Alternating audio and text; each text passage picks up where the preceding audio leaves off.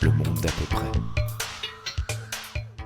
Bonjour chers auditeurs, bienvenue dans ce nouveau numéro du Monde à peu près diffusé par Artemus. Au micro de présentation, Eva, je suis accompagnée aujourd'hui par les membres de notre équipe habituelle, Lamine, Ludovic et Nicolas. Bonjour. Bonjour.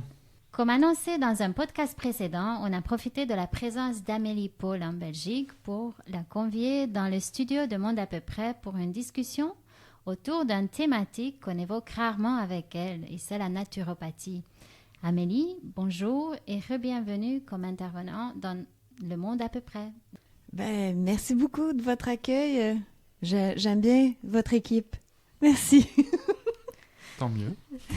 Oui, Ça fait plaisir. Mais je suis contente de te connaître, Eva. On s'est mieux connus hier. On a dîné ensemble et puis t'es une très belle personne. Merci, Amélie. Je rappelle nos auditeurs qu'Artemis organise des conférences, principalement à Bruxelles. Nous vous proposons aussi des podcasts sur divers sujets. Ces podcasts et les enregistrements de nos conférences sont sur notre page web artemus.info et sur des plateformes comme YouTube et Odyssée, ainsi que sur divers réseaux sociaux, notamment sur Facebook et Telegram. N'hésitez surtout pas à vous abonner à nos contenus et de liker, partager, commenter nos enregistrements. Surtout, les commentaires sont aussi les bienvenus. Ça va nous aider à monter nos contenus pour un meilleur référencement. On compte sur vous, chers auditeurs. Et alors, si vous ne connaissez pas encore Amélie Paul, elle est une résistante au Québec, la créatrice de l'émission des Nouvelles de la vérité brutale, où elle dénonce les dérives de pouvoir d'une manière déjantée. Elle est aussi chanteuse, elle est co-animatrice d'un podcast Toute franchise avec Stéphane Hamel. Elle participe également dans l'émission Libérer l'info avec d'autres figures connues de la résistance. Elle en dira plus. Et elle nous a un peu confié, elle nous s'est confiée, c'est comme ça qu'on dit? Oui, c'est ça. Elle nous a confié. Qu'elle mène ce combat publiquement depuis 2020. Elle était bien consciente des problèmes avant déjà. Mais comme nous tous, beaucoup de personnes dans la résistance, elle commence aussi à ressentir le besoin de mettre son énergie dans un autre combat. Le combat, celui de construire un monde parallèle de la résistance. Et on est ravis de pouvoir en discuter avec elle de ce nouveau combat aussi. Je vais commencer, si vous le permettez, avec une première question pour toi, ma chère Amélie. Oui. On t'avait reçu une première fois, c'est vrai que c'était un peu la foire. On s'est expliqué de la raison pour laquelle ça l'était. Donc on va essayer de garder notre sérieux sur C'était celle-ci. la foire, vraiment, oui? Ouais, je pense. Ah bon? Non, mais plus sérieusement, c'est vrai qu'on a parlé de plusieurs sujets quand tu étais venu la première fois. Et il y a un sujet qu'on n'a pas trop abordé avec toi, qui était ta formation de naturopathe. Mhm. Donc c'est vrai que je pense que tu as remis en question, tu t'es remise en question par le fait de la santé. Et donc tu as fait une formation de naturopathie. Alors pour ceux qui ne savent pas, qu'est-ce que c'est que la naturopathie et est-ce que tu exerces encore en tant que naturopathe? La naturopathie, c'est la voie de la santé, le chemin vers la santé, mais de façon plutôt holistique, c'est-à-dire globale, donc en considérant le corps, l'aspect psychologique, émotionnel et tout ça, parce que je précise, pour les gens croient souvent que la naturopathie, c'est de remplacer des médicaments par un produit naturel pour traiter les symptômes. Non, ça, c'est la médecine allopathique qui va traiter les symptômes. La naturopathie va plus traiter l'ensemble, puis aller à la cause de la cause de la cause, du pourquoi on ressent ces effets-là. Bref, j'ai commencé à m'intéresser à la santé plutôt vers 25 ans, donc ça fait 20 ans. Et j'étais portée vers l'alimentation végétarienne tout naturellement. J'aimais pas beaucoup la viande, mais il n'y avait pas de démarche activiste là-dedans. Mais plus ça allait, plus je faisais du développement personnel, puis je m'intéressais à la santé de façon globale. Et c'est paradoxal puisque j'ai commencé à avoir des problèmes de santé dans la trentaine. Je pense que c'était beaucoup plus relié à émotionnelle des blessures que j'avais. Alors, j'ai commencé à étudier j'ai commencé à suivre Thierry Casasnovas. C'est drôle parce que c'est un des premiers que j'ai commencé à suivre sur les réseaux sociaux. Et puis, je l'admirais beaucoup, puis j'ai fini par faire une émission avec lui 10 ans plus tard, donc je trouve ça spécial quand même. Mais voilà, j'ai suivi plein d'influenceurs sur les réseaux sociaux par rapport à la santé, et c'est là que moi-même, je m'intéressais tellement à ça, je trouvais ça passionnant, je voulais écrire sur le sujet, je voulais en parler, mais je me disais, c'est pas très pertinent si j'en parle et j'ai pas de formation. Mais si je vais étudier la naturopathie, puis j'ai un diplôme, je vais avoir une crédibilité. Donc là, je suis allée et je me suis rendu compte que finalement, même avec un diplôme de naturopathie, t'es vraiment pas plus crédible aux yeux de la société parce que, bon, il y a une chasse aux sorcières en ce moment et c'est pas très bien vu, tout ce qui est naturel. Donc, c'est pire que jamais. Donc, je dois dire que c'est la naturopathie qui a fait en sorte que j'ai vu toute cette fraude, tout le mensonge, surtout au niveau de la santé, mais quelque part, ça touche tous les domaines. Mais quand tu dis que si on nous ment sur notre santé, comment ramener le corps à l'équilibre, si on nous ment si on nous ment sur le chemin vers la santé, imaginez tous les autres mensonges auxquels on fait face dans cette société. Mais ça m'amène à me poser une question, c'est peut-être d'ordre purement sémantique, mais c'est quoi la différence entre un naturopathe et un homéopathe, par exemple? Un homéopathe, on dirait que la naturopathie, pour moi, c'est une grande catégorie avec des sous-catégories, mais l'homéopathie, c'est quand même quelque chose de plus spécifique que moi, j'ai pas étudié. Je pense qu'il y a un principe actif dans la goutte, et puis là, elle est diluée, et puis bon, je peux pas expliquer l'homéopathie, mais c'est quelque chose complètement différent.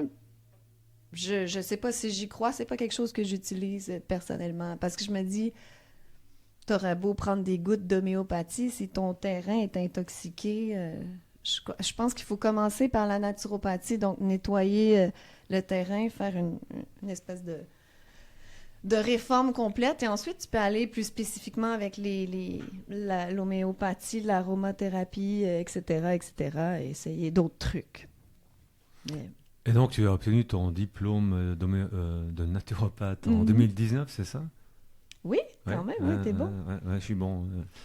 Bien renseigné. Et juste après, il y a eu le Covid. Mais est-ce que tu as pu pratiquer? Comment ça s'est passé après, une fois que tu l'as eu, ce diplôme? Parce qu'il est reconnu en tant que tel, c'est officiel. Oui. D'accord. Et qu'est-ce qui s'est passé après, alors? Comment tu as pu pratiquer? Tu as développé ça? En fait, j'étudiais même pas pour devenir... pour pratiquer. Je pense que je m'étais fait croire dans ma tête pendant mes études, ah ouais, je crois que je vais ouvrir une clinique et tout. Je m'étais auto-programmée à ça parce que je me disais, bon, c'est ce qu'il faut faire, mais c'est pas une passion pour moi. Je suis plus créative, je suis plus artiste dans l'âme.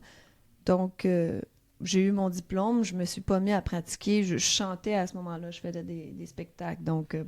c'était pas une priorité. Et c'est quand la fausse pandémie a éclaté et que j'ai commencé à faire naturellement des capsules sur la santé pour dénoncer ces non-sens, pour dénoncer la fraude. Donc, les gens, par eux-mêmes, sont venus me voir pour me demander des consultations. Puis, je me suis dit, il y a une demande, pourquoi pas, mais je faisais pas une promotion pour ça spécifiquement. Puis, le one-on-one, qu'on dit, un à un, c'était pas vraiment ma tasse de thé non plus. Je préférais parler dans des capsules à un public plus large, peut-être pour me distancer un petit peu de la responsabilité vers quelqu'un. J'aimais pas sentir que j'avais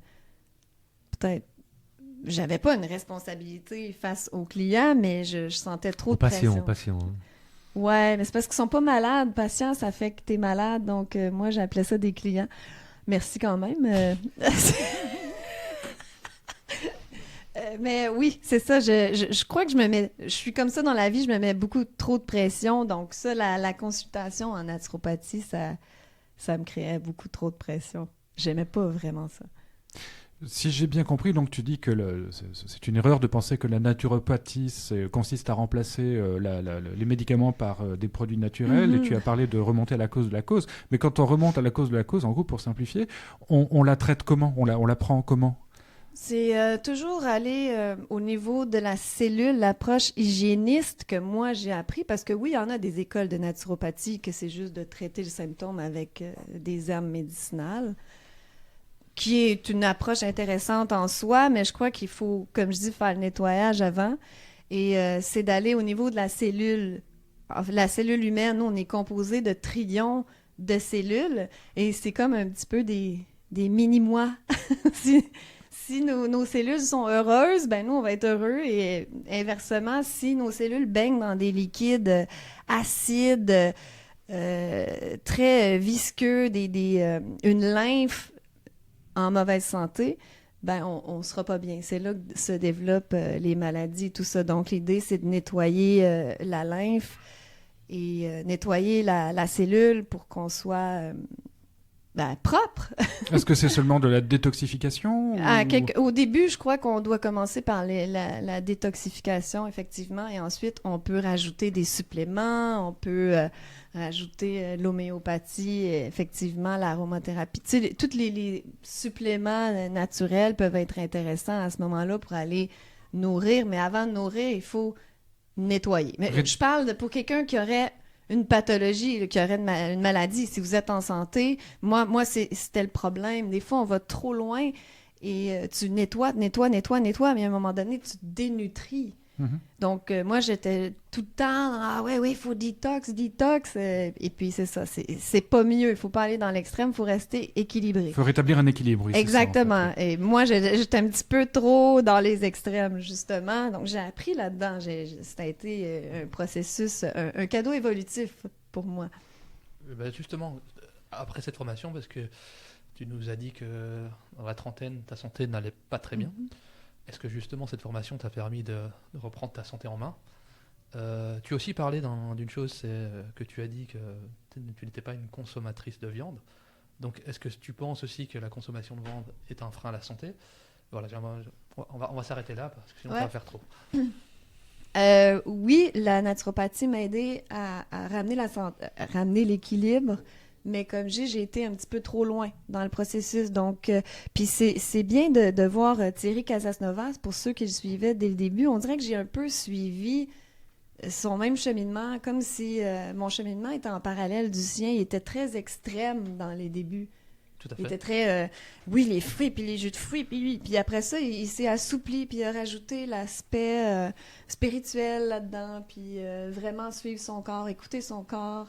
Ben, je suis assez d'accord avec toi parce qu'il y a une récente interview de lui, il me semble que c'est fait par Contra de chez ER, voilà, ils ont fait une interview de Thierry qui m'a abasourdi puisque premièrement il dit dedans faut pas tout manger, crudivore, etc. Il explique aussi qu'il n'est pas végétarien, alors qu'il me semble que dans le début de ses vidéos il était assez crudivore, il parlait de jus de fruits, de manger que des... Donc il a complètement changé. Et ce qui m'étonne de la part de celui qui fait l'interview, c'est qu'il ne l'arrête pas à ce moment-là, parce que là, il y a un changement de paradigme chez Thierry Casasnovas. Ouais.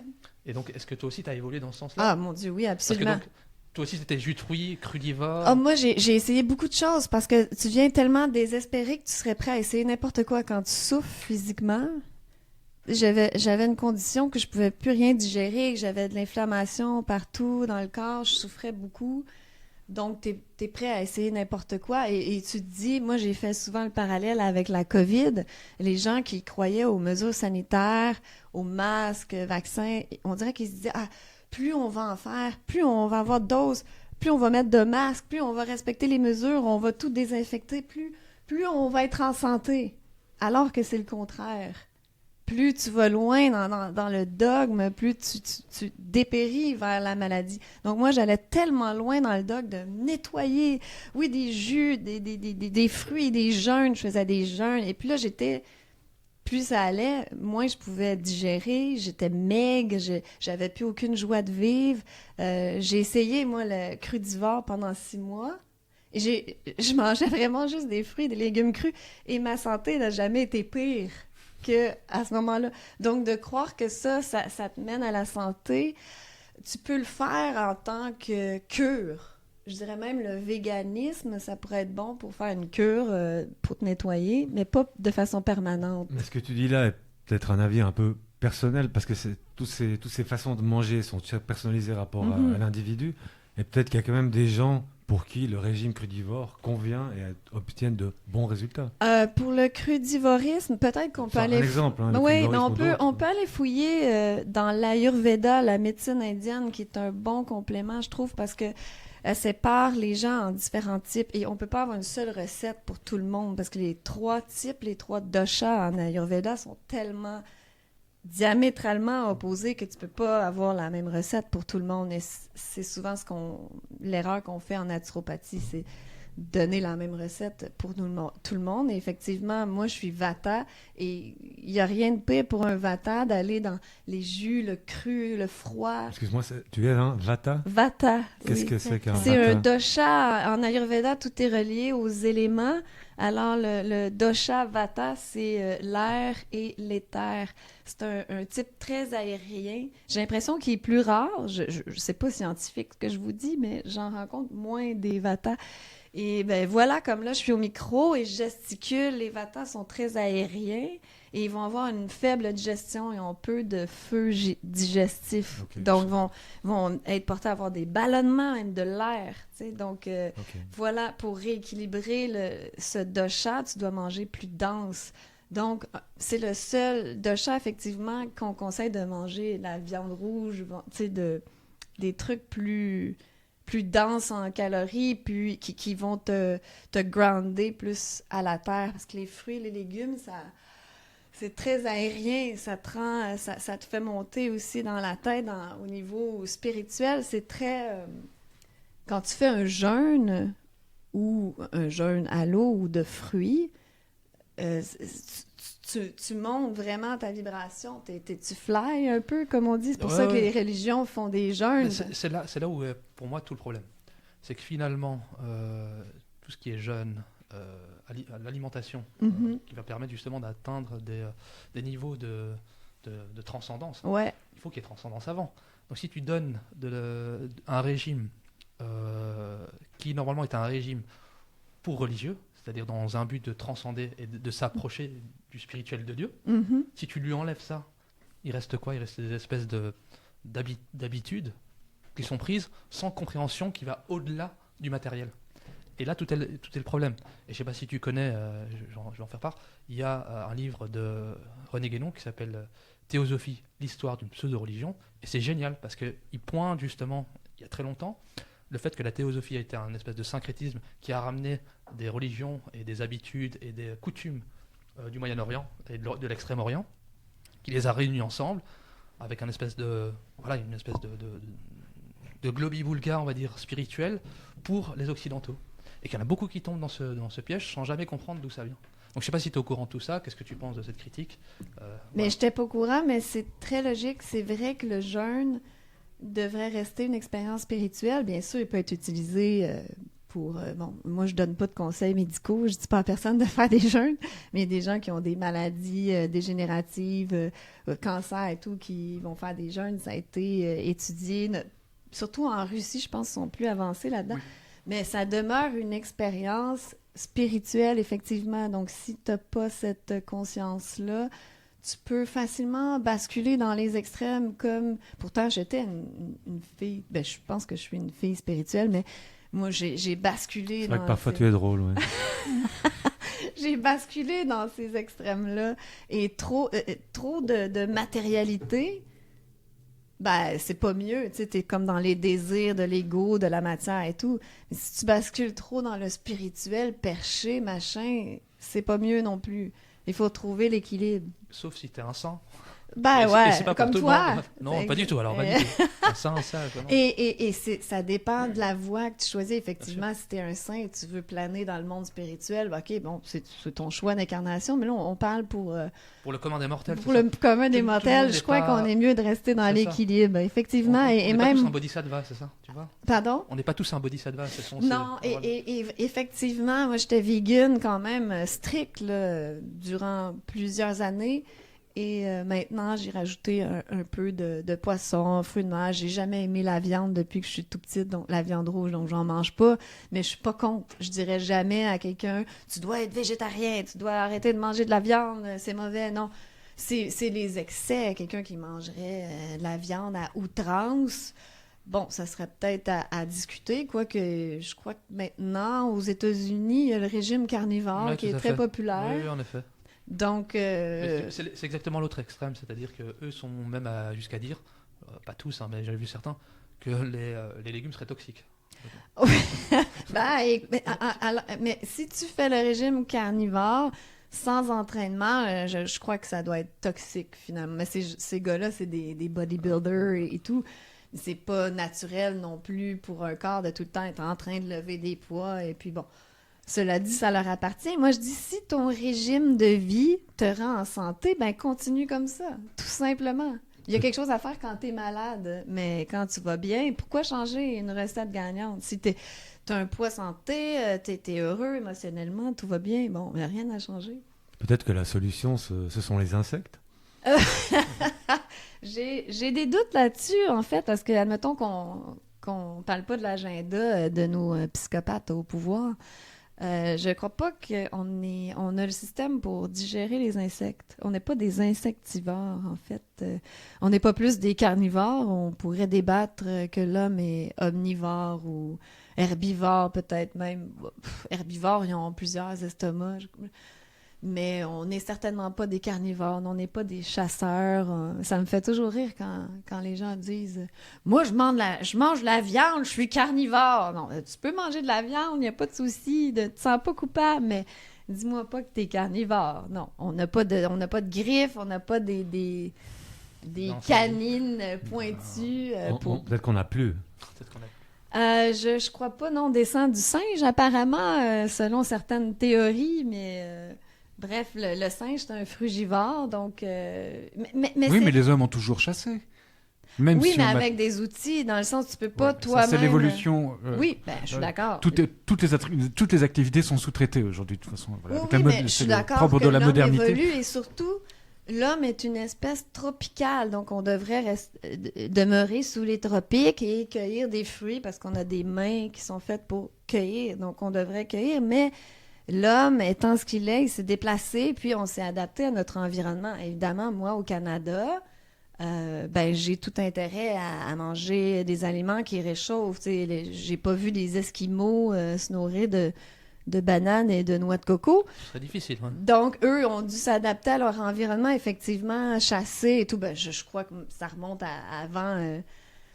avant ça, la chasse. Mais je veux dire, l'homme sans outils, on n'est pas un chasseur. T'sais, on pourrait jamais courir après une proie, l'attraper, la tuer sur place et la manger là telle qu'elle avec le sang, les nerfs et tout. Non, nous, il faut le cuire et rajouter des Suivant ce qui épices. se passe, peut-être qu'on les mangera crus. Hein.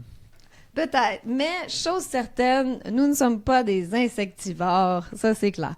Mais on partage, je pense, 99,9% de l'ADN des grands singes, puis eux, ils mangent surtout des fruits et une petite quantité de protéines animales. D'ailleurs, je reviens encore à Thierry, parce qu'il m'a marqué, mais lui, quand il était très, très malade, il a dit comment il a retrouvé la santé, c'était en mangeant des fruits et de la viande crue. Donc, tu vas chercher tout un maximum de minéraux dans la viande pour reminéraliser, reconstruire, nourrir le corps. Puis les fruits, tu avais les fibres pour s'assurer que tu élimines bien, parce que tout passe par les sels, mes chers amis. Oui. Mais il a fait ça de manière instinctive. Sûrement qu'il a décidé d'écouter son corps. Je me rappelle plus pourquoi il est allé vers ça, mais sûrement que... On parle toujours de Thierry Casasnovas. Parce que moi, je me souviens très bien quand j'étais crudivore que je voyais parfois de la viande, du poisson, et j'étais tellement attirée, j'aurais voulu sauter dessus, puis je m'empêchais. Tu sais, c'est parce que j'étais pris dans les dogmes, alors que visiblement, mon corps disait que j'avais besoin de ça. Et c'est sûr que si t'es attiré par un sac de chips, c'est discutable. Mais quand t'es attiré par un aliment, tu sens « Ah, j'aurais vraiment envie de ça », ben, il faut s'écouter. Et bon, je crois pas que les gens sont tous aussi cinglés et extrémistes que moi, mais je partage mon histoire que Pas moi, tous, j'étais pas pris... tous, non, pas tous. J'étais vraiment pris dans les dogmes, puis il faut faire attention de pas basculer là-dedans. Moi, j'ai peut-être un type de personnalité qui a tendance à aller dans les extrêmes et basculer dans les dogmes, de vouloir être tellement parfaite, d'avoir une alimentation parfaite et finalement t'empire la situation. J'ai même entendu, en parlant des dogmes et de carnivores, j'ai même entendu une naturopathe dire que le premier péché, donc le péché originel, c'était pas quand Eva a cueilli la pomme et a donné à Adam, mais c'est quand l'homme a commencé à chasser. Ah oui? Oui, donc ça va très loin. Mais je crois pas, parce que comme je dis, il faut s'adapter à notre environnement. Si j'habitais sous les tropiques, probablement que je voudrais manger des noix de coco et des bananes tout le temps, puis j'aurais pas envie de manger de la viande. Bon, peut-être sous les tropiques, tu as accès à du poisson, puis même à ça, c'est pas très facile de pêcher si t'as pas d'outils. Les ours sont omnivores, lui, ils sont capables de pêcher facilement. Mais mon point, c'est qu'on s'adapte à notre environnement, effectivement. Donc, si tu manges que des fruits, comme l'hiver, tu vas avoir froid sans arrêt. Les fruits sont refroidissants. Donc, c'est pour ça que c'est bien d'en manger l'été, parce que tu refroidis ton corps. Et bon, l'été, tu manges un gros barbecue, ben effectivement, tu vas suer ta vie, tu sais. Souvent, les gens qui suent, « Ah, j'ai chaud », c'est souvent des grands mangeurs de viande. Et c'est pour ça que j'ai toujours froid.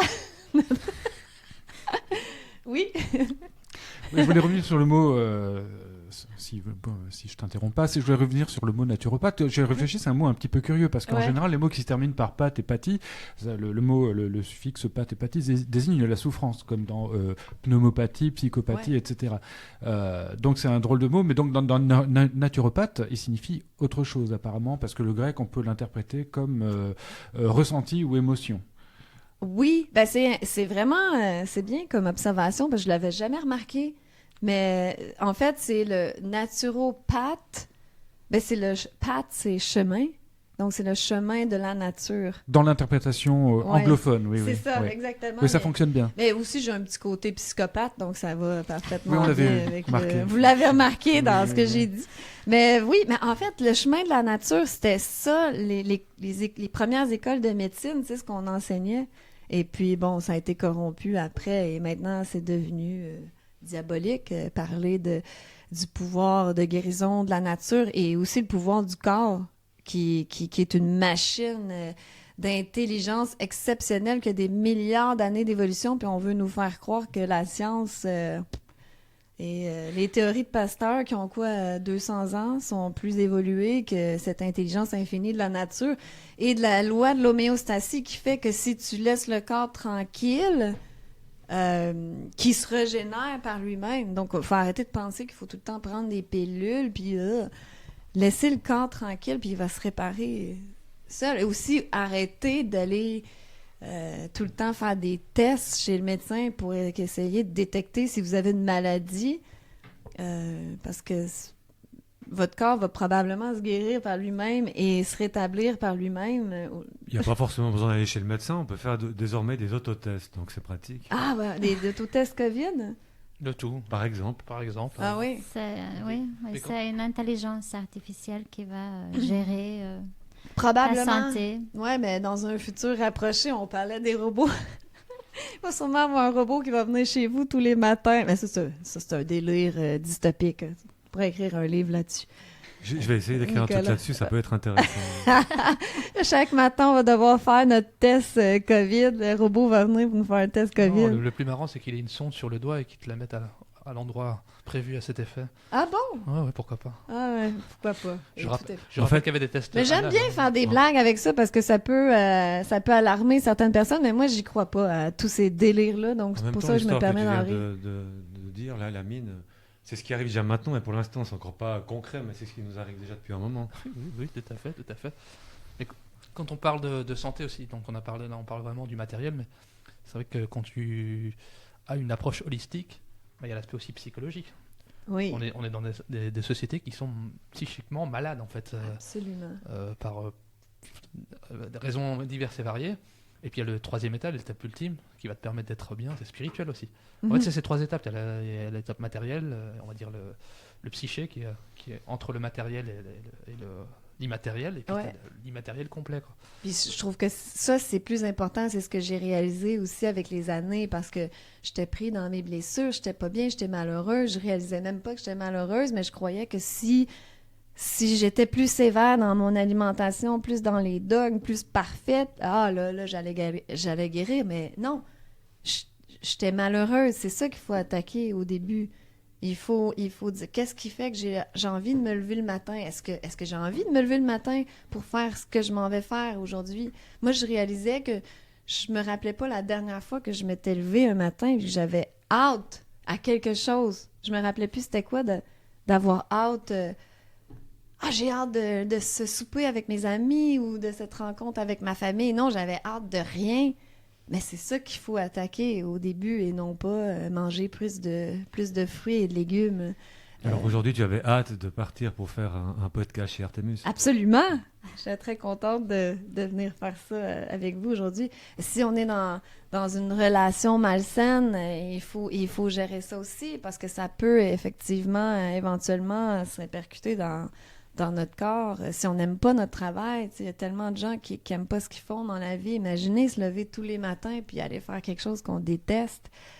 Donc, c'est cet aspect-là qu'il faut traiter avant tout pour le coup. ramener l'équilibre dans le corps. Pour le coup, je pense que l'humanité était quand même plus programmée pour être chasseur que pour être bureaucrate. Parce que là, c'est complètement antinaturel. Oui, absolument. Non, c'est vrai, le fait d'être sédentaire et de ne jamais bouger, en fait, c'est très mauvais pour la santé, finalement. C'est vrai, c'est vrai. Et nos sociétés, en fait, sont des sociétés qui sont malades puisqu'elles nous refusent notre humanité, entre d'une certaine manière. C'est-à-dire que moi, j'ai aucun... En fait, beaucoup de ceux qui sont, on va dire, militants végétariens n'arrêtent pas de dire, oui, il faut arrêter de consommer de la viande, etc., etc. Mais je pense que dans une société, on va dire, traditionnelle ou naturelle, plus proche de la nature, c'est très difficile de consommer de la viande puisqu'il n'y a pas d'industrialisation de cette viande. Donc finalement, quand vous devez vous-même égorger une bête, la dépecer, lui enlever les viscères, etc., vous n'allez pas le faire tous les jours. Hein. Exact. Et vous allez le faire pour des fêtes, pour des moments Mhm. de réunion avec tout le monde, ce qui va créer déjà une convivialité entre les membres, parce que ça, c'est pas tout seul. On ne tue pas une bête seule, ça dépend de la taille de la bête, mais c'est compliqué. Et ça aussi, il faut revenir à ces principes qui sont même au sein même d'une société. Une société, c'est aussi arriver à s'organiser à travers le dépeçage d'une bête, je sais pas. Mais voilà. Mais aussi, tu parlais de spiritualité. Je crois qu'aujourd'hui, justement, on a beaucoup de temps parce qu'on n'a pas à aller chasser.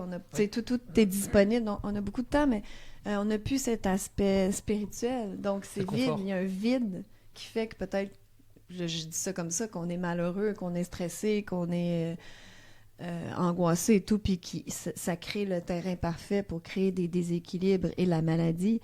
Mais oui, effectivement, si on avait tout cet aspect spirituel-là qu'on nous enlevait, parce que là, les religions, c'est plus vraiment la mode. C'est du dogme aussi. Hein.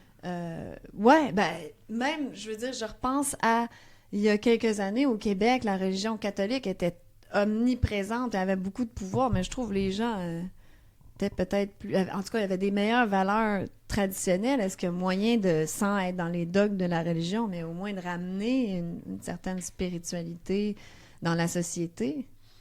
Je sais pas. Tu dis il y a quelques années seulement ou quelques dizaines d'années? C'était dans les années 60 que les gens ils ont eu une D'accord. révolte contre la religion catholique et même, on aurait dit que c'était un agenda, tu sais, les artistes, même les humoristes faisaient des blagues pour que les gens se détache de la religion catholique parce que les familles étaient ancrées dans ces valeurs-là. C'était très fort. Et c'était la Révolution tranquille au Québec dans les années 60 c'est là que s'est faite la bascule, que c'était plus la religion qui contrôlait, c'était le gouvernement. Parlant de catholicisme et des valeurs plus anciennes, nos anciens savaient très bien comment il faut vivre. Et justement, tu parlais de fait qu'on doit s'adapter à son environnement et chasser si on est dans une région un peu plus froide, etc. Et justement, avant, les gens, ils mangeaient ce qui était autour d'eux, et c'est lié au sujet de naturopathie parce que, par exemple, les vaches, ils ont mangé l'herbe qui se trouvait dans le jardin, et le jardin était nourri par les fosses septiques de la maison dans laquelle vivaient les gens qui buvaient après le lait de cette vache. Et donc, dans le lait de vache se retrouvaient déjà tous les éléments nécessaires pour guérir éventuellement les choses que la nature aura détectées via les restes de ce qu'on a laissé, ce qu'on aura besoin. C'était un circuit fermé et tout à fait...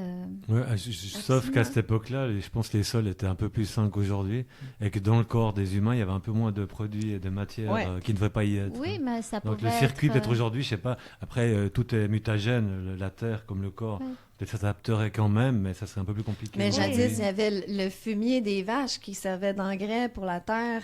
Donc, il n'y avait pas de trucs oui, tout à fait. Mais il y avait toujours des maladies, des petites choses qui... Mais il y avait aussi plus de respect pour l'animal parce qu'il vivait sur la terre, il y avait un semblant de vie. Là, le problème aujourd'hui, c'est l'élevage industriel qui est très cruel. Puis tu dis que l'animal est mis au monde juste pour se faire gaver puis se faire tuer éventuellement. Donc, au niveau éthique, c'est là que ça fait pitié. Hein. Puis ça a aussi... En fait, c'est un système qui s'auto-nourrit, puisque vous avez... et forcément, si vous avez des batteries de poulets qui ne voient jamais la lumière du jour, qui sont entre eux, on leur coupe le bec, ils tombent malades, donc on leur donne des médicaments. Donc, en fait, c'est un cercle complètement vicieux. Ensuite, pour tricher, ils mettent de l'eau dedans pour qu'il soit plus gonflé, pour le vendre plus... Enfin, tout ça est dégueulasse, alors que, effectivement, si on revient à quelque chose d'assez simple, c'est pas... Je demande pas... On est quelques poules, qu'on sait à quoi ça ressemble, qu'on ait l'effort, qu'on fasse aussi l'effort de les tuer nous-mêmes. Moi, je trouve que c'est du respect pour la bête, de la tuer soi-même. Ça, plutôt que de le faire par quelqu'un, comme on a vu cette caméra cachée où c'est dans un supermarché, quelqu'un qui vient, qui fait goûter des saucisses, et puis il n'y en a plus, et puis il dit vous en voulez encore, et donc il prend un petit cochon qu'il met dans une machine, derrière les saucisses ressortent, et la personne veut manger ses saucisses. Ah oui, effectivement. C'est une des grandes dissonances cognitives de l'époque aussi, c'est que les gens n'arrivent pas à faire le chemin. Enfin, eux, ils sont sur la barquette de viande au magasin et pas sur l'animal. C'est pas la même chose, en fait. Non, pas du tout. Ils ont occulté ça. Une barquette de viande, c'est joli, c'est bien présenté, c'est une belle couleur, c'est sous plastique, c'est prêt. C'est pas un animal qu'on a tué. Et ça, c'est assez intéressant. Et il est vrai que même si on avait les moyens de le faire, je pense qu'il y a très peu de gens qui savent et qui pourraient tuer un animal, comme tu disais tout à l'heure, le dépecer et le préparer. C'est du boulot. C'est du boulot. C'est beaucoup de boulot. Ça prend une journée, quoi. Si tu veux. Je te confirme que c'est beaucoup de boulot. Je pourrais probablement pêcher un poisson, donc... Oui, ça, c'est facile. Même donc, manger des œufs, pêcher un poisson. Mais j'aime pas voir un animal souffrir. Pour pêcher un poisson, après, il faut faire attention quel genre de poisson c'est. Donc, il faut savoir l'ouvrir, lever les filets, vider l'intérieur et tout. C'est déjà pas mal. Non, s'il fallait que je le fasse, je mangerais seulement des œufs. Ça, c'est clair. Donc, c'est aussi il faut le noter dans le monde dit moderne. C'est aussi intéressant. Et on peut même pousser un peu plus loin le concept dans la spiritualité en élevant dans l'élevage intensif des animaux qui souffrent, qui sont malheureux, qui ne voient jamais la lumière du jour, etc. Peut-être vous ne serez pas tous d'accord, mais moi je pense que avec leur viande, on mange leur désespoir, on mange leur dépression et on intègre ça au fur et à mesure. Chaque jour, on mange un peu de dépression. Bien sûr, c'est comme toute la mauvaise vibration dans la nourriture. Ben oui, j'y crois aussi, définitivement. On peut le voir aussi avec les maladies dans la société, ça s'en va pas en s'améliorant. Moi, je serais plus sceptique, franchement, parce que les animaux carnivores, quand ils s'attaquent à un animal qui dévore leur victime, ça les rend pas dépressifs. Ça fait quand même partie aussi du cycle de la vie, même s'il est perverti. Non, mais je comprends, mais l'animal était libre dans la nature, a vécu une vie normale. Puis oui, effectivement, il a ressenti la peur dans les derniers moments, mais ça n'a pas été d'une cruauté inhumaine comme on voit pour les animaux d'élevage en ce moment. Tu sais, comme je me rappelle, j'étais prise dans le trafic, j'ai déjà croisé un camion qui transportait des porcs à l'abattoir. Mais il y a des petits trous, on peut les voir. Oui, oui, oui. Et puis mes yeux, vous allez dire que je suis cinglée, mes yeux ont croisé celui d'un cochon dans le camion. Et puis on est resté à s'observer. Et puis, bon, vous allez dire peut-être que j'hallucine, je sentais sa souffrance. On aurait dit qu'il me disait « aide-moi » ou non, moi, je ne pense pas que tu hallucines, je pense que c'est vrai. C'était épouvantable. Donc, oui, ils ressentent ça. C'est long, la souffrance qu'ils peuvent ressentir, la peur. Et c'est différent d'un animal dans la nature. Pour rebondir à ce que tu dis dans la nature, tu remarqueras qu'à chaque coup qu'un animal, en attaquant pour le tuer, il attaque toujours à la horte, instinctivement. Et tu sais que quand tu attaques quelqu'un à la horte, il meurt dans les 30 secondes. En fait, c'est la manière de tuer en faisant le moins souffrir la bête. Et c'est d'ailleurs une des traditions en islam, même chez les juifs, le kasher ou le halal, tu es obligé de tuer la bête en l'égorgeant, en lui tranchant la horte. Et le faire loin des autres bêtes pour pas qu'elles se rendent compte, etc. Donc il y a toute une codification du truc qui fait que normalement, dans cette pratique, la bête souffre le moins possible. Et ces pratiques, elles sont, je te dis, remarque-le, regardez-le. Quand un animal a un attaquant pour le tuer, c'est à la horte, directement. Donc tu vois, la nature, elle est assez bien faite, finalement. Mais est-ce que cette pratique-là, c'est simplement pour pas que l'animal souffre trop, ou il y a aussi l'aspect, justement, de pas ingérer la peur? Peut-être une tension dans la viande, puis elle est moins tendre. Est-ce que cet aspect de ne pas tout absorber la mauvaise énergie de l'animal qui avait peur? Peut-être que... Très certainement. Mais quand elle était... Pardon. Vas-y. Non, quand la bête qui a été chassée, elle est déjà bourrée d'adrénaline, hein, donc ça fait partie aussi. Je pense que ça doit donner de l'énergie, tu sais, comme l'adrénochrome.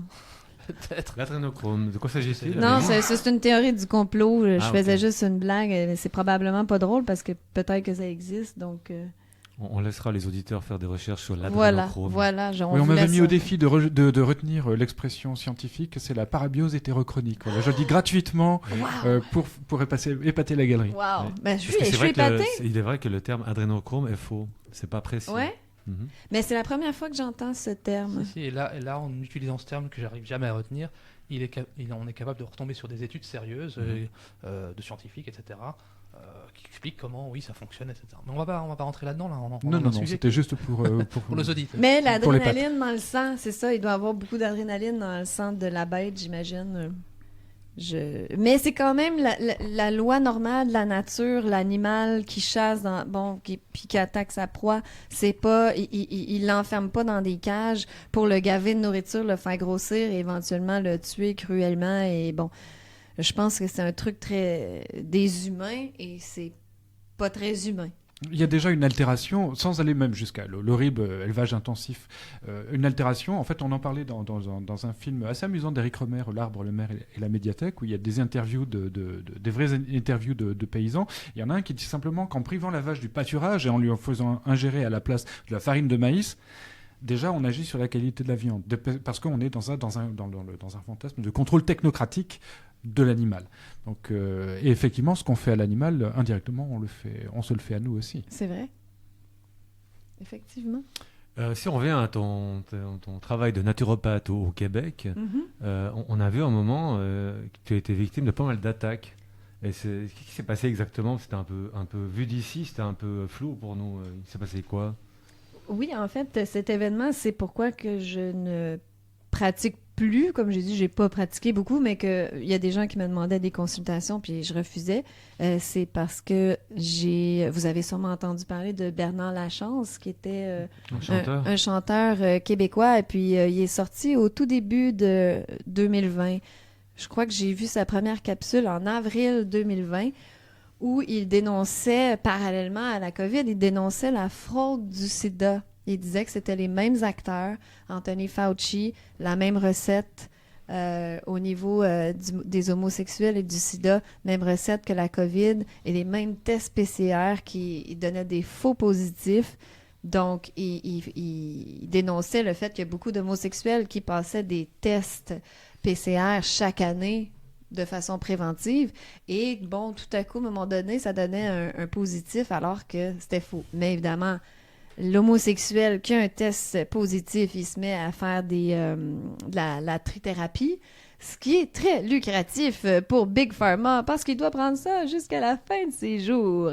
Donc, moi, je me suis intéressée à lui parce que j'ai trouvé ça fascinant. J'ai dit tout de suite, mon Dieu, je dois parler à cet homme.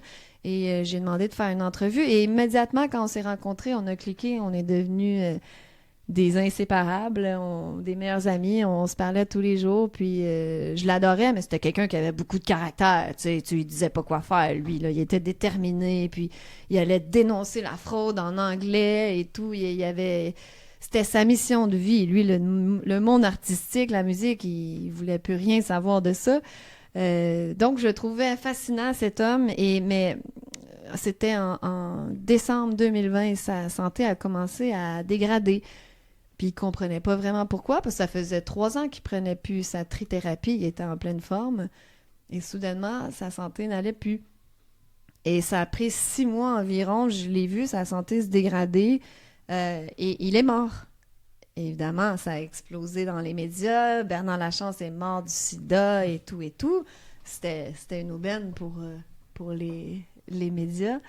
Et évidemment, ils ont fait leur petite recherche, puis ils ont vu qu'on était proches, moi et lui, et ainsi que Guylaine Langto. Alors, à un moment donné, ça a éclaté dans les médias. Juste expliquer qui est Guylaine. Oui, Guylaine Langto, c'est une médecin qui était radiée de comment on dit ça au Canada? De l'ordre des médecins. Exactement, c'est la même chose pour vous, de l'ordre des médecins. J'avais un blanc. Et voilà, elle a écrit La Mafia médicale, qui était un best-seller. Peut-être que vous avez entendu parler de ce livre qui avait, dans les années 90, à cause de ce livre, qui a eu un énorme succès, la vaccination au Québec a baissé d'environ 15%. Donc, elle dérangeait beaucoup Guylaine Langto. Maintenant, elle se fait appeler Guy parce qu'elle enlève la laine du mouton. Donc, c'est seulement Guy. Et elle est complètement décitoyennisée. Elle n'a plus de carte d'identité, plus de passeport, plus de compte de banque, plus rien du tout. Elle n'existe plus. D'ailleurs, le système l'a laissée tranquille parce qu'il voit qu'il n'y a rien à faire avec elle. Elle a été jusqu'en prison 3 mois pour ses convictions. Et bref, alors, ça a sorti dans les médias comme si moi et elle, comme si Guylaine Langto, on avait une responsabilité dans la mort de Bernard Lachance. Et puis, ils ont laissé sous-entendre que j'étais sa naturopathe, ce qui était faux. Je n'étais pas la naturopathe de Bernard. Et ils ont laissé aussi sous-entendre que j'avais dit à Bernard de remplacer sa trithérapie par des produits naturels. Ce qui ne pouvait pas être plus faux. Parce que de toute façon, Bernard ne prenait pas de trithérapie depuis 3 ans et pour lui, il n'y avait pas le sida. Donc, il n'essayait pas de trouver une façon de guérir du sida. Il n'y avait pas le sida. Mais bref, depuis ce jour, j'entends encore des attaques comme quoi je suis responsable de la mort de mon ami Bernard. Donc, c'est salaud. C'est un peu lourd à porter quand même. C'est salaud. Oui, ça a été très difficile. C'était probablement la pire épreuve de ma vie. Ouais, avec la mort de ma mère qui est arrivée 1 an plus tard. Donc, ça a été deux épreuves quand même assez rock and roll. Je suis disparue un petit peu des réseaux sociaux pendant un petit temps. Parce que je voulais disparaître. À ce moment-là, je me rappelle que je me disais... Je regrette d'avoir pris position, puis j'aurais aimé être un mouton et rien dire. Tellement que je souffrais, je me disais ça aujourd'hui. Je regrette pas du tout. Mais oui, c'est ça. Je trouvais ça surtout difficile de faire honte à mon entourage. Pas nécessairement honte, parce que mon entourage me connaît, puis ils savent que j'avais rien à voir là-dedans, mais eux devaient vivre avec le regard des autres qui les jugeaient, et ça, j'avais trouvé ça particulièrement difficile, mais maintenant, les gens commencent à comprendre que les médias disent n'importe quoi, donc c'est plus, à part une poignée de temps en temps qui veulent m'attaquer, c'est plus... je crois pas que les gens adhèrent à ça, mais Sur le coup, ça a été très difficile. Je vais pas Justement, mentir. quelle est la situation au Québec, là, 4 ans après le début de la pandémie mondiale? Quelle est l'évolution? Qu'est-ce qui se passe? Quel est le quotidien si ce n'est des Canadiens, peut-être des Québécois en tout cas? Ben, dans les derniers mois, en tout cas, on a eu des bonnes nouvelles. C'est que les deux gros médias chez nous, donc il y a Radio-Canada qui est la télé gouvernementale, disons, dans tout le Canada, puis au Québec, c'est TVA. Donc les deux gros médias chez nous, et ils sont en perte de vitesse. Ça va vraiment pas bien. Les deux ont dû faire beaucoup de coupures. Donc, et ils font des tests, des sondages à savoir comment on pourrait regagner la confiance de la population. Je pense que c'était le thème du Forum économique mondial, d'ailleurs. Tout à fait, oui. Donc, je pense que c'est international, ce truc-là, mais c'est très présent chez nous. Pourquoi la population perd du confiance en les médias? C'est vrai, ça, pourquoi? C'est juste surréaliste qui se posent même la question. Eux, ils font même pas le lien. Tu sais, ils disent « Ah, c'est à cause... maintenant, les corporations font de la pub sur les médias très bien. sociaux. Ils font semblant de pas savoir. Ils le savent très bien. C'est ça, exactement. Très bien. D'ailleurs, ils le savent tellement bien que, comme le disait Nicolas, c'est que au WEF, World Economic Forum, la menace numéro 1, c'est plus le réchauffement climatique ou le changement climatique ou la prochaine pandémie, c'est la désinformation. Oui, c'est les fake news. Mais oui, voilà. C'est surréaliste. Donc, je suis contente de voir que c'est international, ce truc-là. Mais oui, ça me rassure de voir qu'au Québec, en tout cas, même des gens qui ont adhéré au vaccin et toutes les mesures, ils ont plus confiance dans les médias. Donc, ça me réjouit. Mais paradoxalement, il y a une censure qui reste très forte par rapport à l'Europe. Oui, c'est vraiment pire chez nous, ça c'est clair. Mais c'est parce que les médias font encore semblant. Ils continuent le narratif, ils continuent de dire que les vaccins, c'est merveilleux. Non, mais pour prendre un exemple concret parmi d'autres, nous expliquer en off que par exemple, c'est impossible qu'au Québec, Didier Raoult soit interviewé à 1 heure de grande écoute sur une chaîne de télé mainstream. Alors qu'ici, on peut le voir quand même. Stéphane Bureau l'avait interviewé dans son émission de radio, la radio de Radio-Canada, et il avait été remercié immédiatement après. Et récemment, Didier Raoult est venu en conférence au Québec, et je sais que, bon, il essayait de faire une tournée des médias pour faire la promotion de son livre, et l'émission la plus populaire pour nous, c'est Tout le monde en parle, avec Guilla Lepage.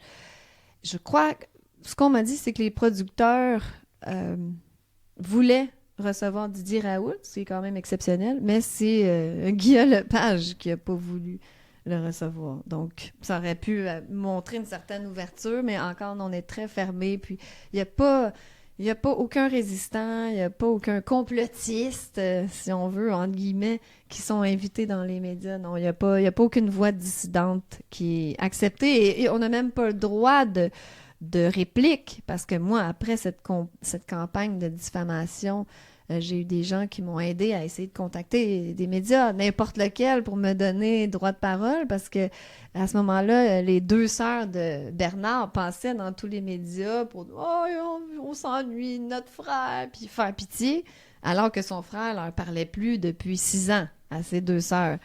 Non, mais moi, que j'y parlais tous les jours, non, moi, j'ai pas eu droit de réplique, j'ai pas eu droit de dire un mot, puis j'étais juste le diable en personne. Donc, non, vraiment, puis ça évolue pas. Il n'y a pas encore d'évolution. Et je sais pas quand ça va changer. Mais c'est parce que s'ils nous accordent droit de parole, quand je dis nous, je veux dire, disons, quelqu'un de la résistance, ben, ils se tirent dans le pied parce que c'est comme si ils admettent qu'ils avaient tort. Oui, je voulais parce qu'en France, par exemple, bon, on a quand même des émissions qui sont pas terribles, comme l'émission de Cyril Hanouna, Touche pas à mon poste, mais qui sont, et puis quelques mouvements peut-être aussi, qui sont considérés comme, dont le pouvoir se sert peut-être comme de soupape. Alors, au Québec, s'il n'y a pas de soupape, est-ce qu'on ressent plus de frustration, plus de tension dans la population face à cette censure vraiment implacable? Je crois que oui, c'est pour ça que je dis même des gens qui ont adhéré à la COVID, aux mesures, aux vaccins et tout, ne font plus confiance aux médias parce qu'ils se rendent compte.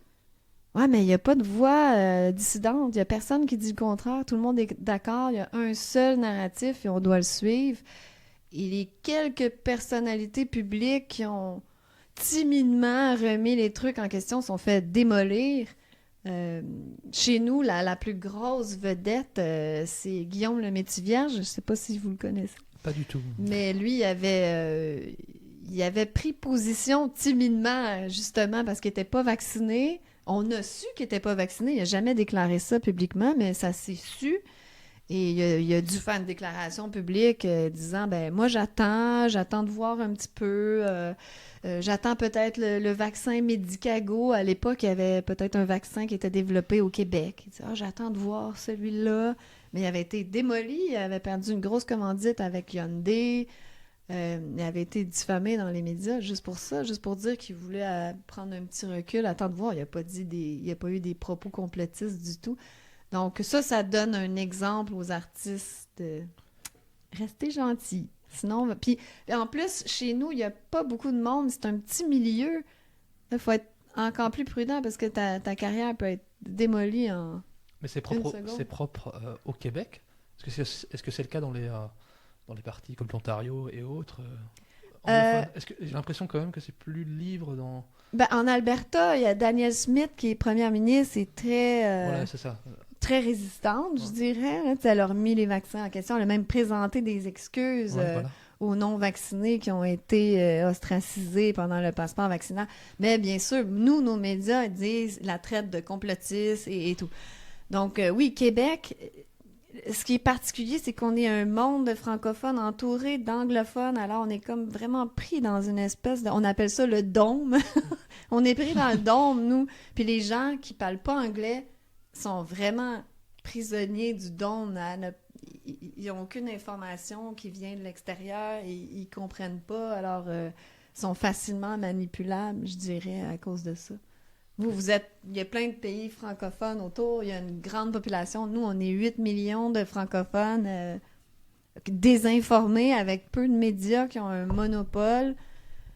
Ouais, je crois que c'est d'autant plus puissant la propagande chez nous. En fait, je crois que c'était la France, le Québec, l'Australie où ça a été le pire dans le monde, les mesures. Les plus folles. Avec le Québec, la Nouvelle-Zélande, l'Australie en premier, hein, la France après, je pense quand même. Peut-être. La France a eu l'auto-attestation que ça, c'était quand même imbattable. Il y a eu quand même l'intelligence en France de laisser des voix contestataires à la télévision. C'était pour un peu... dans un procédé d'ingénierie sociale, il faut cette voix contestataire. Absolument, ben oui. Et c'est ça que je comprends pas, pourquoi ils se tirent une balle dans le pied au Québec. Il faudrait l'avoir pour la maîtriser, la canaliser.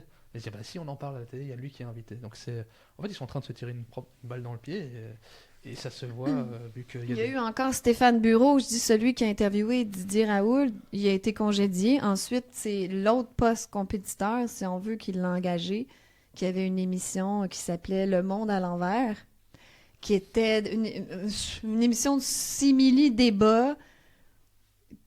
Stéphane Bureau, on sent qu'il essayait, là. On sent qu'il essayait d'amener un autre point de vue, mais l'émission a été cancellée aussi. Donc aujourd'hui, il a son propre podcast et puis il dit ce qu'il veut. Puis là, tu vois qu'on peut aujourd'hui le qualifier de résistant, pour ne pas dire complotiste. J'aime bien Stéphane Bureau. Il habite à Paris maintenant, d'ailleurs. Et bon, la preuve qu'il s'est dit le Québec, c'est complètement débile. Je quitte cette terre de... Faudra qu'on pense à l'inviter, alors s'il habite à Paris. Paris, c'est beaucoup mieux. Ben oui, vous devriez vraiment l'inviter. Il est très intéressant, Stéphane Bureau. Et fait intéressant, avec deux de mes amis, on a décidé, tiens, allons-y à son émission de télé, à ce moment-là, de grande écoute, qui était en direct le vendredi soir, Le Monde à l'envers. Alors, on a dit, allons-y. Et puis moi, évidemment, je me suis dit, moi, je m'assois en avant. Pas question que je sois derrière. Je vais être assise en avant. Et puis ça, ça a démarré toutes sortes de théories du complot, comme quoi, parce que les gens croyaient que j'étais invitée à l'émission, donc j'étais l'opposition contrôlée. Et il y a vraiment une intervenante à l'émission qui a souligné « Ah, on a Amélie Paul dans la salle! » Donc ça a fait plus scandale que l'émission en tant que telle. Ouais, ça a été assez particulier. Mais voilà, intéressant Intéressant. Stéphane Bureau, on voit qu'il a essayé, mais il a toujours été mis de côté. Et puis aujourd'hui, il a son propre podcast et il a probablement des meilleurs codes d'écoute qu'à la télé. Et tu expliquais que vous êtes entouré d'anglophones, vous êtes les petits Français, enfin qui parlent le français au milieu, et vous êtes collé aux États-Unis. Est-ce que vous ressentez, comment est l'approche par rapport aux élections américaines qui arrivent? Qu'est-ce qu'on vous dit? Est-ce qu'il y a une propagande aussi? Et quelle est-elle? Il y a une propagande forte anti-Trump. Je crois que c'est international. Hein? Et à se demander d'ailleurs, c'est quoi cette volonté de détruire l'image de Donald Trump pour des gens qui n'ont pas le droit de vote aux États-Unis? Moi, je trouve ça particulier. Mais oui, il y a vraiment, comme partout ailleurs, Trump, le dictateur, est-ce que ça va influencer, nuire à l'économie canadienne? Donc là, ils font peur aux Canadiens. Et ça fonctionne, parce que j'ai vu des sondages. Bon, quoique les sondages, ça vaut ce que ça vaut, là, c'est truqué. Mais la grande majorité a peur que Trump soit élu. À titre personnel, tu trouves que Trump, c'est une bonne idée, une bonne solution pour les États-Unis? Moi, je suis une fan de Donald Trump parce que je trouve que je suis pas vraiment toujours d'accord avec lui, puis je suis consciente qu'il fait partie de la pièce de théâtre. Là. Je suis pas au pays des calinours, mais j'aime le personnage, il me fait rire, puis il aime... dans ce cas-ci, je crois l'ennemi de mon ennemi et mon ami. Juste parce qu'il brasse l'establishment, les médias le détestent. Je l'aime, je le trouve diversifiant. Ouais, il se passe quelque chose. Exact, il se passe quelque chose. Et j'attends qu'il nous sauve. Là. Mais il y a aussi... des blagues. Il y a aussi un Kennedy qui va... Mais oui, j'aime Robert Kennedy. J'aime Robert beaucoup Kennedy, Robert Kennedy aussi. Personne n'en parle, mais il est là, quoi. Et il est là, On signale d'ailleurs que il est devenu indépendant, d'ailleurs, parce qu'il était démocrate. Ben, je trouvais qu'il n'avait rien à voir avec les démocrates, mais, non. J'aime bien le personnage aussi, et la différence, c'est que lui s'est impliqué dans les manifs, je crois. Il était vraiment impliqué pendant la fausse pandémie. Il me semble un homme intègre dans ce monde de fous. Mais on ne sait plus à qui faire confiance dans l'establishment. Ça reste un Kennedy. Mais moi, je le trouve intéressant. Ça reste un Kennedy, ça peut être dangereux, justement. Mais on rappelle aussi pour l'anecdote que tous les candidats officiels pour l'investiture américaine ont un service de protection et que c'est le seul candidat à qui c'était refusé. Et il n'a aucune protection. Kennedy? Et qui s'appelle Kennedy, donc ça fait quand même une double chance que ça se passe mal. C'est paradoxal de ne pas protéger un Kennedy, mais personne ne peut nier que Donald Trump, c'est un personnage intéressant et diversifié et divertissant. J'avais trop d'entertaining dans la tête, désolé. Mais oui, il est très divertissant. Moi, je l'aime bien. Oui, je crois que... C'est une bonne conclusion. Donald Trump, je l'aime bien. Il va sauver l'humanité. Voilà. Avec, c'est quoi le truc, là, les white hats? Les chapeaux blancs. Voilà. Les chapeaux blancs et tout le bazar. Je peux pas dire que j'adhère à tout ça, mais j'aime le personnage de Donald Trump. Que c'était un peu une petite boutade sur le QAnon, c'est ça? Non, mais est-ce qu'on s'entend que ça peut pas être pire que sous Biden? Je veux dire, c'est certain qu'il... Moi, j'ai confiance qu'il va faire des petits remaniements intéressants. Il est clair que ça peut pas être pire que sous Biden. On est à peu près tous d'accord. J'espère. Si on ne regarde que le personnage, déjà, on peut n'être que d'accord. Ça, c'est vrai. Oui, il y a quelque chose chez ce gars qui est l'ordre du... surréalisme. Peut-être que c'est un clone. Mais en même temps, Biden prend-il vraiment des décisions? J'ai des doutes. À l'inverse, j'ai l'impression que Donald Trump, lui, il doit... La question de base, c'est Biden existe-t-il? C'est ça. C'est quelqu'un l'a rencontré qui vient nous en parler.